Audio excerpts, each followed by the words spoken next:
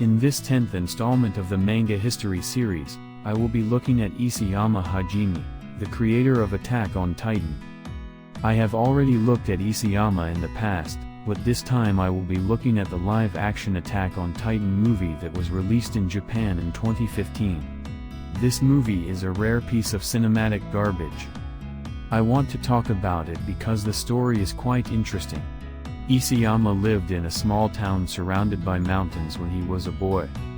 It was a place that was just like the town where Eren lived, surrounded by walls. That is where Isayama grew up. He was a boy who loved manga.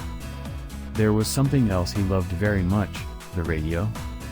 His favorite radio program was a movie review show hosted by Tomohiro Machiyama, a movie critic. That's right, this Machiyama is the person who wrote the script for the movie Attack on Titan. At an event where people were asked to draw illustrations of their first loves, while other manga artists drew characters from anime or their real first loves, Isayama drew a portrait of Hiroyuki Mishiyama, which caused a huge laugh at the venue. Isayama liked Mishiyama so much that he even mentioned him as someone who had influenced his own character development.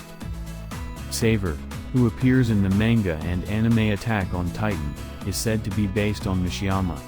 Mishiyama used to say, "It's a waste to make a film that follows the original story. If you make a film that follows the original story, there's no point in making it." Isayama, who was infatuated with Mishiyama, was impressed by these words. The decision to make a live-action film of Attack on Titan was already made 2 years after Isayama began the serialization.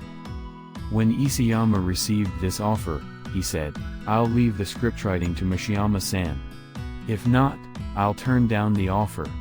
Then, Isayama went to Mishiyama's home in America and asked him to write the script for the film. Mishiyama is a film critic, and he refused, saying that writing scripts was not his job. However, Isayama does not give up. Isayama said, "I will not give permission for this film adaptation unless Mishiyama-san writes the script. I will visit you again and again until you write the script." Isayama was happy that Mishiyama had refused the offer.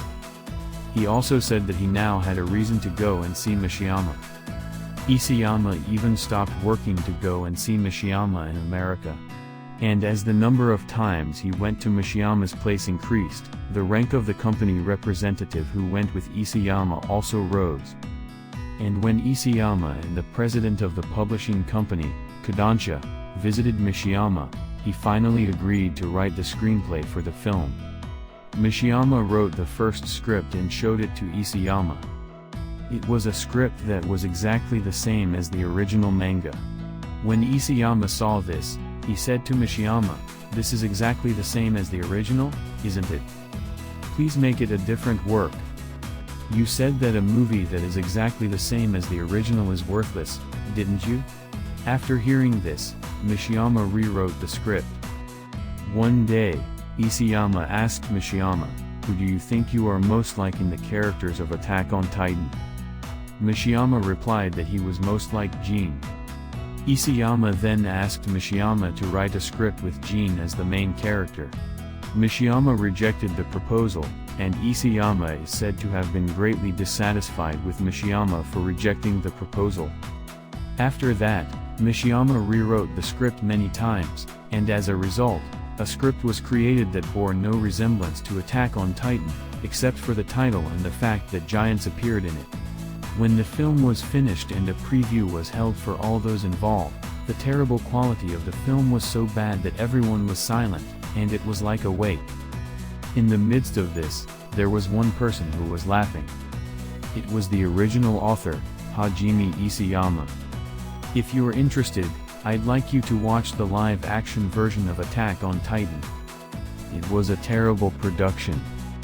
The movie that was released was also received as expected. However, Mishiyama was admirable. He did not make excuses about following the wishes of the original author, but instead admitted that his script was poor. In a survey in a film magazine that year asking who should have died in the film industry, Mishiyama wrote in his own name. And Machiyama was forced into a situation where he was unable to do his original job of film criticism thanks to writing this script. Isayama talks about this film, saying, "Machiyama-san, who wrote the script, put a lot of thought into it. His anti-establishment and rock and roll spirit really shines through. I was happy to see him working so energetically." When the film was released, Machiyama was receiving a lot of criticism. However, when it was revealed that he had written the script exactly as the original story, and that the author had rejected it, and that the author himself had happily submitted a proposal to make a mess of the story, and that Machiyama had rejected it, people began to show sympathy for Machiyama.